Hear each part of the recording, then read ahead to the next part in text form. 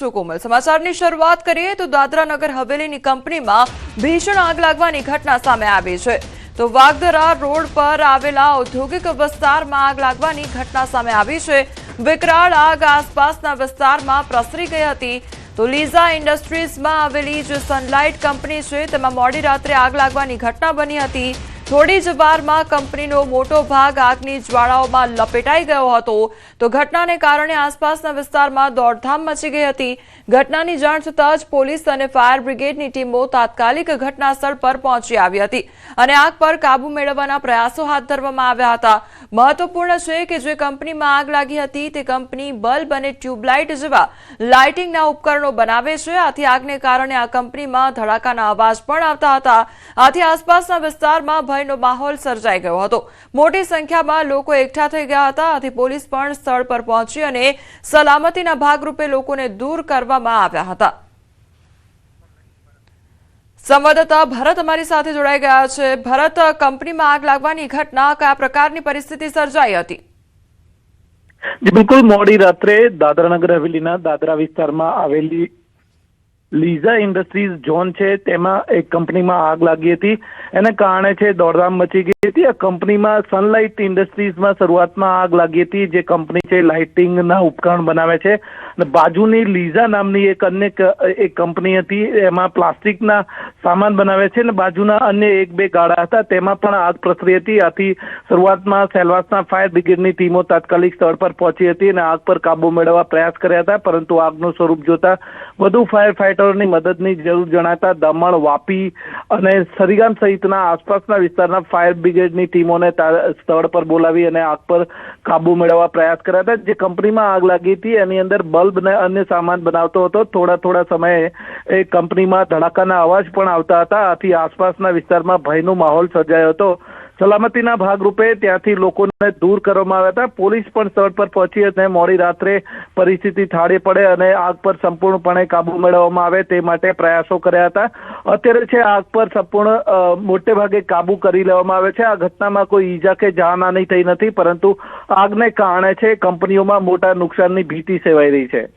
જી ભરતસિંહ, સમગ્ર માહિતી બદલ આપનો આભાર। કપડવંજ ડમ્પિંગ સાઇટમાં પણ ભીષણ આગ લાગવાની ઘટના બની છે। ખેડા જિલ્લાના કપડવંજ શહેરના ગરોડ રોડ પર આવેલી ડમ્પિંગ સાઇટ પર કચરાના ઢગલામાં ભીષણ આગ લાગવાની ઘટના સામે આવી છે। તો કચરાના મોટા ઢગલામાં અચાનક આગ ફાટી નીકળી આગના કારણે ધુમાડાના ગોટે ગોટા જોવા મળી રહ્યા છે। તો આસપાસના વિસ્તારમાં વાયુ પ્રદૂષણ અને દુર્ગંધની સમસ્યા પણ વધી છે। આગને કાબૂમાં લેવા માટે ફાયર બ્રિગેડની ટીમો ઘટનાસ્થળે પહોંચી ગઈ હતી। આગ લાગવાનું ચોક્કસ કારણ હજી સુધી જાણી શકાયું નથી।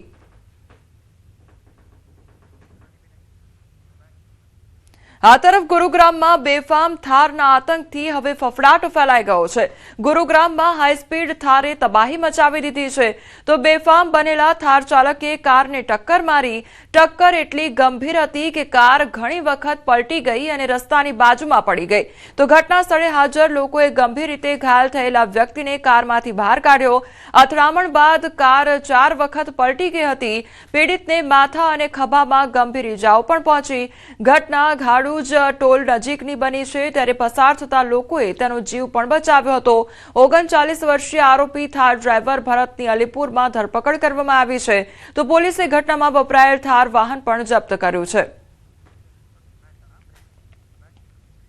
મહેસાણામાં ગટરના ખાડામાં પડતા મોત નીપજ્યું હોવાનો મામલો સામે આવ્યો છે। ગટર લાઇન માટે ખોદેલા ખાડામાં પડતા મોત નીપજ્યું। તો કસ્બા શોભાસણ રોડ પર આ ઘટના સર્જાઈ હતી।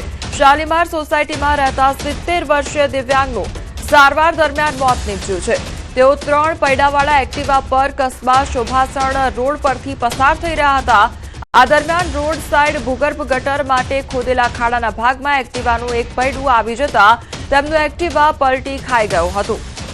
તો કસ્બા શોભાસણ રોડ પરની આ ઘટના સામે આવી છે કે જ્યાં ગટરના ખાડામાં પડતા મોત નીપજ્યું હોવાનો મામલો સામે આવ્યો છે। સંવાદદાતા કેતન અમારી સાથે જોડાઈ ગયા છે। કેતન, ગટરના ખાડામાં જે પડતા એક યુવક છે, જે એક આથેડ છે, તેમનું મોત નીપજ્યું છે। કયા પ્રકારે આખી ઘટના સર્જાઈ હતી?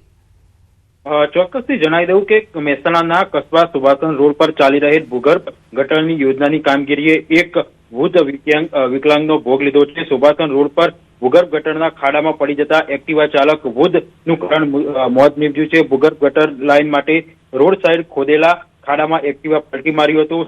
મહેસાણા શહેરના શાલીમાર સોસાયટીમાં રહેતા 70 વર્ષીય દિવ્યાંગ અબ્દુલ સત્તાર ગુલામ મોહમ્મદ ખત્રીનું સારવાર દરમિયાન અવસાન થયું છે. 70 વર્ષીય દિવ્યાંગ અબ્દુલ સત્તાર ખત્રી પોતાના 3 પૈડાવાળા એક્ટિવા પર કસ્બા સુભાષચંદ રોડ પરથી પસાર થઈ રહ્યા હતા. આ દરમિયાન રોડ સાઇડ ભૂગર્ભ ગટર માટે ખોદેલા ખાડામાં જે એક્ટિવાનું એક પૈડું આવી જતા તેમનું એક્ટિવા જે પલટી થઈ ગયું હતું અને આ અકસ્માત બાદ તેમને ગંભીર ઇજાઓ થતા તેમને સારવાર માટે ખસેડવામાં આવ્યા હતા, જ્યાં તેમનું દુઃખદ અવસાન થયું છે. જી કેતન, સમગ્ર માહિતી બદલ આપનો આભાર. અમદાવાદના નારોલમાં ફાયરિંગનો બનાવ સામે આવ્યો છે. મિત્રએ જ મિત્ર પર ફાયરિંગ કર્યું હોવાની આ ઘટના સામે આવી છે. એક રાઉન્ડ ફાયરિંગમાં એક વ્યક્તિ ઇજાગ્રસ્ત થયો. તો નારોલના શિવાલિક એપાર્ટમેન્ટનો આ બનાવ સામે આવ્યો છે. ઇજાગ્રસ્ત વ્યક્તિને સારવાર અર્થે હોસ્પિટલ ખાતે ખસેડવામાં આવ્યો છે. તો કયા કારણોસર ફાયરિંગ કરવામાં આવ્યું તે અંગે હજુ તપાસ શરૂ છે. તો અમદાવાદના નારોલ વિસ્તારનો આ મામલો સામે આવ્યો છે કે જ્યાં મિત્ર દ્વારા જ મિત્ર પર ફાયરિંગ કરવામાં આવ્યું છે અને એક યુવક ઇજાગ્રસ્ત પણ થયો છે, જેને સારવાર અર્થે ખસેડવામાં આવ્યો છે. પરંતુ આ જે ફાયરિંગ કરવામાં આવ્યું તે કયા કારણોસર કરવામાં આવ્યું છે તે કારણ હજી સુધી જાણી શકાયું નથી. તો નારોલના શિવાલિક એપાર્ટમેન્ટની આ ઘટના કે જ્યાં ફાયરિંગનો મામલો સામે આવ્યો છે અને એક મિત્ર દ્વારા અન્ય મિત્ર પર ફાયરિંગ કરવામાં આવ્યું હતું, જેમાં એક યુવક ઇજાગ્રસ્ત પણ થયો છે. તો એક રાઉન્ડ ફાયરિંગમાં એક વ્યક્તિ ઇજાગ્રસ્ત થયો છે.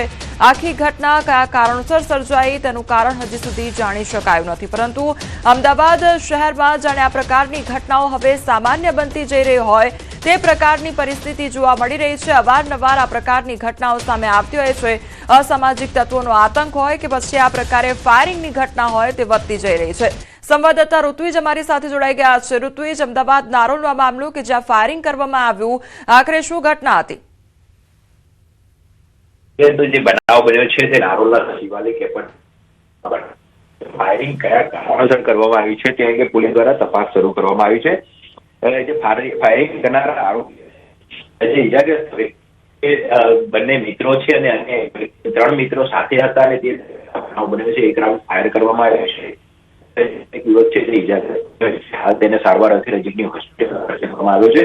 સમગ્ર નારોલ પોલીસ હતી ત્યારે નારોલ સ્થળ પર પહોંચી હતી. હાલમાં ફરિયાદ લેવાની પણ તજવીજ શરૂ કરી છે. ફાયરિંગ કયા કારણોસર કરવામાં આવ્યું હતું તે અંગે ઊંડાણપૂર્વક પોલીસ દ્વારા શરૂ કરવામાં આવી છે. પોલીસ તપાસ સુધીમાં અત્યાર સુધીમાં સામે આવ્યું ત્રણેય મિત્રો મસ્તી દરમિયાન આ ફાયરિંગનો બનાવ બન્યો છે. તપાસ બાદ જાણવા મળશે. જે ઋત્વિજ, સમગ્ર માહિતી બદલ આપનો આભાર. બોટાદના તાજપર ગામમાં યુવકે આપઘાત કર્યો હોવાનો મામલો સામે આવ્યો છે. યુવાને ટ્રેન નીચે પડતું મૂકી પોતાનું જીવન ટૂંકાવી દીધું. તો યુવકે 5 લાખ રૂપિયા આપીને લગ્ન કર્યા હતા. યુવતી અન્ય યુવક સાથે નાસી છૂટી હતી. લગ્ન બાદ યુવતી બીજા યુવક સાથે નાસી ગઈ હોવાની ફરિયાદ પણ સામે આવી. બોટાદ પોલીસ સ્ટેશન ખાતે યુવાને યુવતીના પિતા સામે પોતાની સાથે છેતરપિંડી કરી અને 5 લાખ પડાવી લીધા હોવાની ફરિયાદ કરી હતી. ત્યારબાદ યુવતી સમાધાન કરી પરત મોકલવામાં આવી હતી. પરંતુ થોડા દિવસ બાદ અન્ય એક યુવાન સાથે આ યુવતી નાસી ગઈ હોવાની જાણકારી મળી હતી. ત્યારબાદ એસપી કચેરી ખાતે ફરિયાદ અરજી આપી યુવાને ટ્રેન નીચે પડતું મૂકી આત્મહત્યા કરી લીધી છે. ત્યારે સમગ્ર ઘટનામાં દોષિતો પર કાર્યવાહી કરવામાં આવે તેવી મૃતકના પરિવારજનો દ્વારા માંગ કરવામાં આવી છે. છોકરો કોક લઈને વિયો ગયો છે એ બાબત એ બની એ અમને માહિતી નથી. આને તો હમણાં લગ્ન ની કીધું એટલે અમે લગ્ન ની સમજ્યા એટલે પૈસા એને આપ્યા 5 લાખ રૂપિયા જેવું ખર્ચી નાખ્યું. અને ત્યાર પછી 10-15 દિવસ થયા 20 દિવસ એટલે એ છોકરો કોક આવી અને એ છોકરીને લઈને વિયો ગયો. છોકરીને ઘરેથી લઈને વિયો ગયો. છોકરીને છોકરાઓને યોગ્ય ન્યાય મળે કે જેની સાથે છેતરપિંડી કરવામાં આવી છે અને જે 7 લાખ રૂપિયાથી સમથિંગ એને ખર્ચો કરવામાં આવ્યો છે. તે ઉપરાંત તે છોકરાનું